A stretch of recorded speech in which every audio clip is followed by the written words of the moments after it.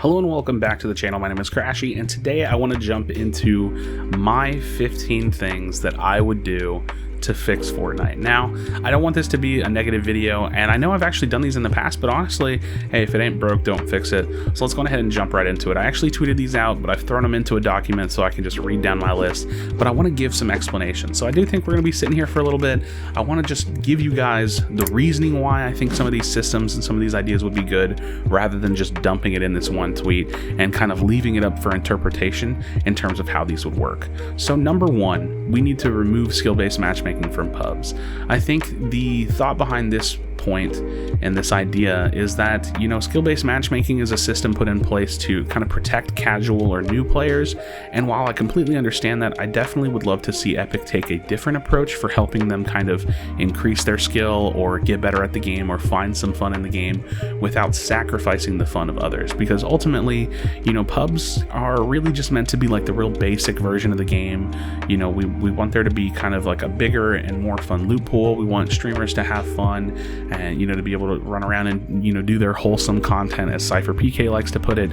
And ultimately, skill-based matchmaking has been a pretty big hit on the game, but it's hard to, you know, it's hard to argue with Epic and their analytics in terms of how good it can be for the game at the same time. But I definitely think it's something that a lot of people in all of, you know, Fortnite history and Fortnite fandom have wanted, is the removal of skill-based matchmaking. Number two is to incentivize winning, and I put in parentheses free-to-play currency. Now this one's a really big, ambitious goal.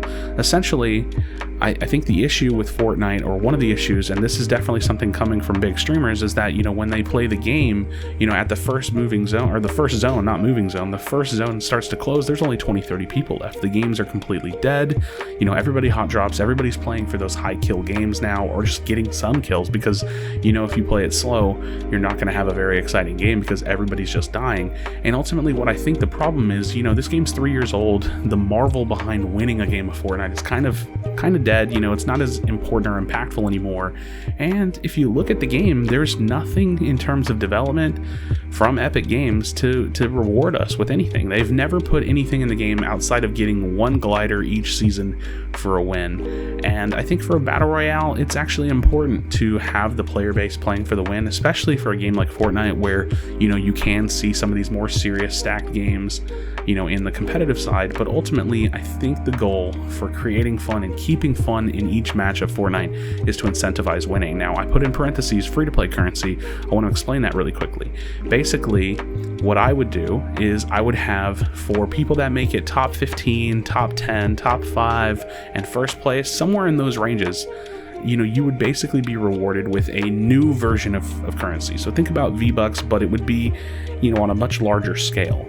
So as you win, let's say you get first place, you get 100 of those points, and then you look at the V-Bucks shop or the item shop, and under the V-Buck cost, there's a new cost for the free-to-play currency for each skin or each cosmetic item.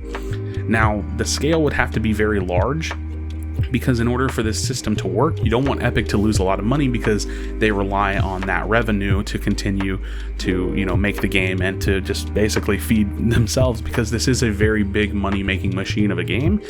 So this system is very ambitious. It's great for the player. It's not as great for the developer, but ultimately I think when they're keeping their fans happy, when the match quality is better, when the streamers are happy, when, you know, the player base is getting things and feeling rewarded, that's also really good for the game and player retention. So I definitely would love to see them introduce some kind of free-to-play currency in order to keep the matches fun, in terms of incentivizing winning, and to keep the players happy in forms of giving them rewards for winning and a reason to grind the game. Number three, separate loot pools. This is simple. Casual and competitive kind of have separate loot pools, you know, with items like the flare gun and previously crash pads before they were put into competitive. So we kind of get that now, but it just seems really like halfway done, and I would love to see that really be full sent on. I mean, it's simple. The casual loot pool should be very zany and a little bit more open and have more fun items, while the competitive loot pool should be much more stable and confined, and I'm actually going to talk about that here in a little bit.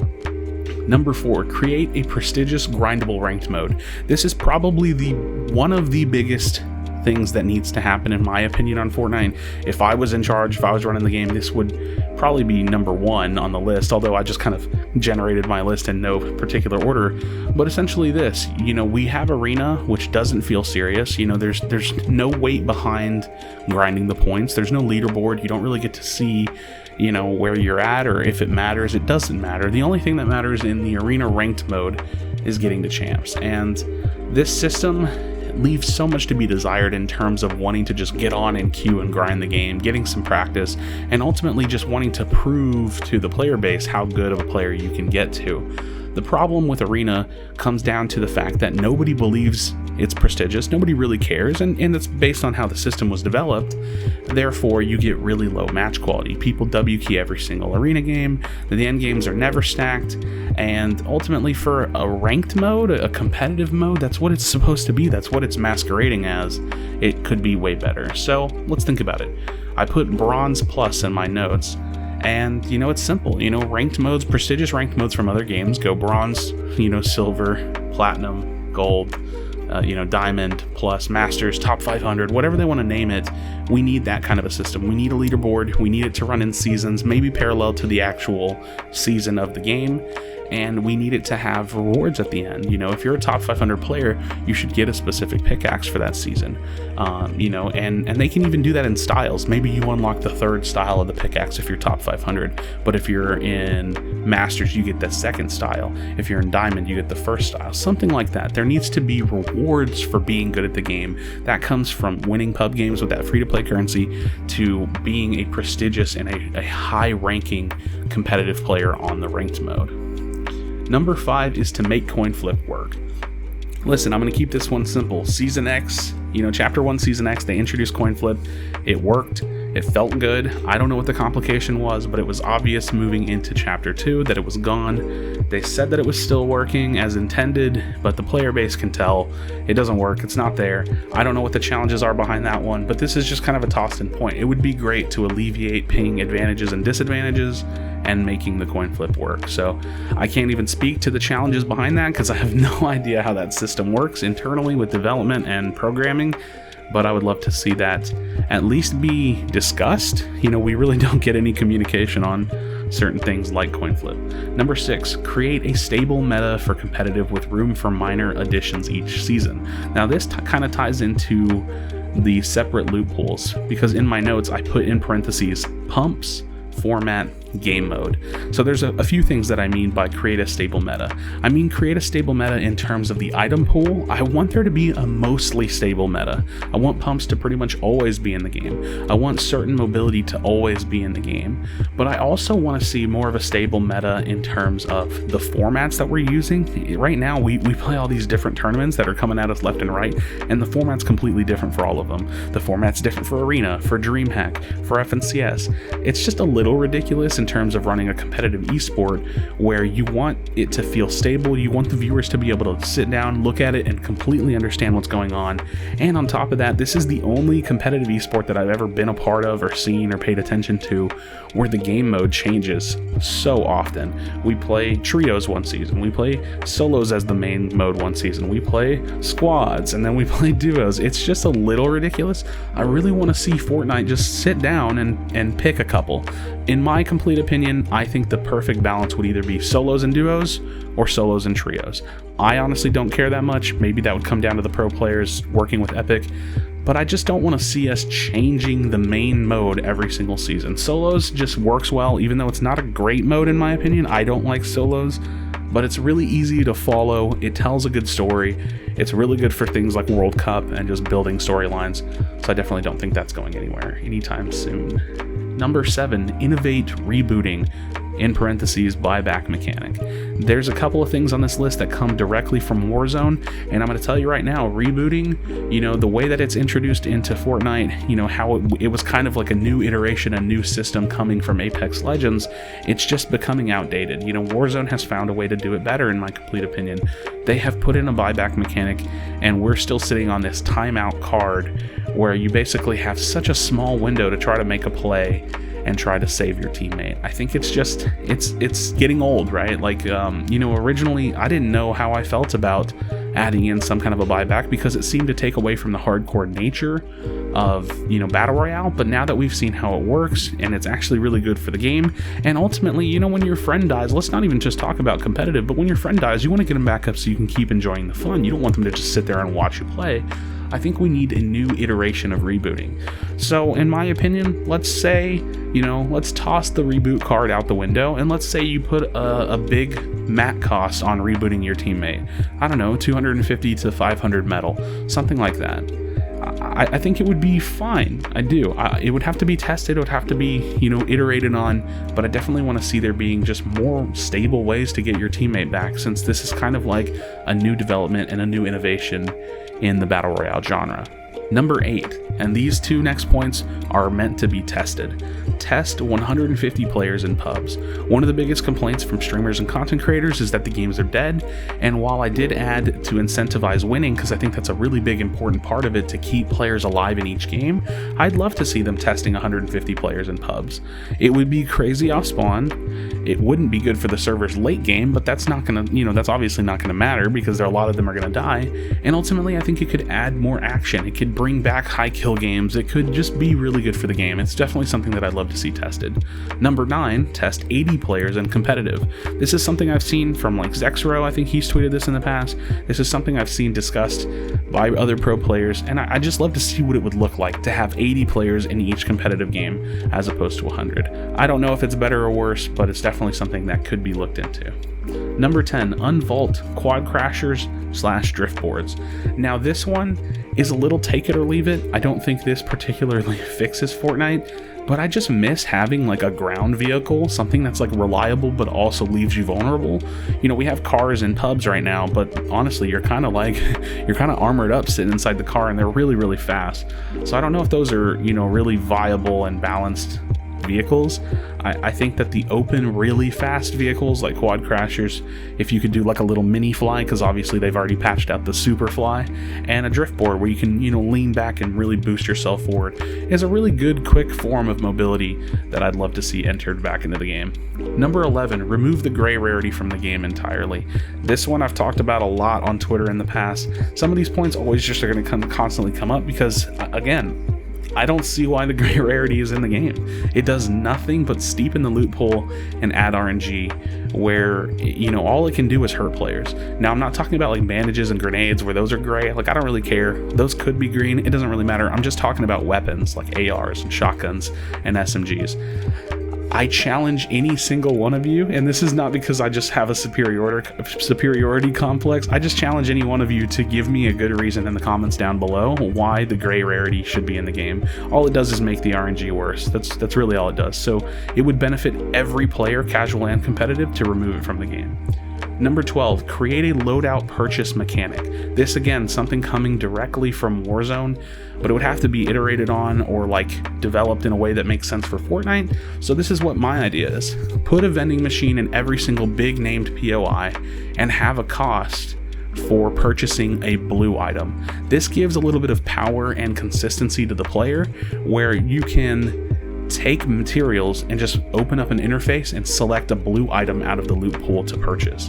Now, we kind of have that with like the upgrade benches, but you have to like find the item first, and I think it's just there's room for it to be cleaned up. So let's add those vending machines back. Let's get, a big menu interface, something like that comes out of creative where, you open it up and it pulls up a window, and let's put a mat cost on buying a blue item. Now, I'm not a perfect person with my concepts. I think this would be really cool, but I don't know what that mat cost should be. It would have to be, tested and worked on. But I think adding consistency to the game, especially in a competitive, arena, is really important, and that can just give the players an option to buy preferred loadout pieces, and I think that's really important. Number 13, create an item ban phase for competitive. Now, I put this concept on Twitter, and it was very divisive, and I really want to explain this one because I think it's a good system, but I want you guys to understand why I think it should see the light of day. Now, an item ban phase for competitive is basically a 30 to 60 second period at the beginning of the game, on the starting island. When all 80 to 100 players load in, they get a quick 30 to second window where they can ban or pick an item in the loot pool to ban. Now, the way this would work is that the majority vote is what would get banned. So 51% plus of the vote, that item would get banned. So it would only be one item, and I don't think that it would be good to allow heals in this. But the reason this would be good for the game is because it gives power to the players in terms of the loot pool. So if there is one item that's really OP, then that item could get banned. Now, I know whenever I put this concept on Twitter, everybody just said, oh, the caddy launcher would be permabanned, and that kind of seemed like they didn't like the idea because that's what would happen. But I also think that that's exactly what the idea is for. It's for putting power in the hands of the players of each game at every skill level to get rid of one item. Now, another complaint I got about this system is, well, what if they banned charge shotguns and then everybody's forced to use the tac and some players aren't good at the tac? Well, I would argue that being a good competitive player requires you to be adaptable and able to be good in any situation. So if there was, for whatever reason, a lobby that decided to full send, banning charge shotguns, I think that would be awesome. It would be good for storylines. It would be really interesting for us, the casters to be able to explain what's going on and talk about, wow, this lobby, they went a different way. They didn't ban grenades, because we've seen how strong those could be in the meta. They're banning the charge shotgun. So it would be really interesting for the game, and it would also give power to the players in terms of weapon balance, at least for one weapon. Number 14, Vault Mythics and all NPC AI from competitive. Now, this one actually kind of ties into the last point because I just don't think there should be mythic items in competitive at all. I don't like them. I'm not a fan of them. They're overpowered and it's stupid, and I don't think that they should be in the game. So we wouldn't have to worry about banning those if they just weren't in the game at all. But I also think that all the NPC AI from competitive should be gone. Marauders, henchmen, and sharks. I just don't like them. It's weird. It's something that we've had to start dealing with since Chapter 2, and the music is loud, and I just think everything about all of that introduced stuff is just so stupid and dumb for competitive. I just want to see it gone. I really do. Number 15, and the last point on the list, and this one's a fun one in my opinion. Keep Mythic POI vaults, and I want them to create a randomized mythic chest within each mythic POI with a long channel time to open. Maybe something like 5 seconds, 8 seconds. And when you open this chest, it will give you the key card. So essentially what I want them to do is I want the mythic POIs to be strong, but not because they give you mythic loot, but because they have these strong vaults.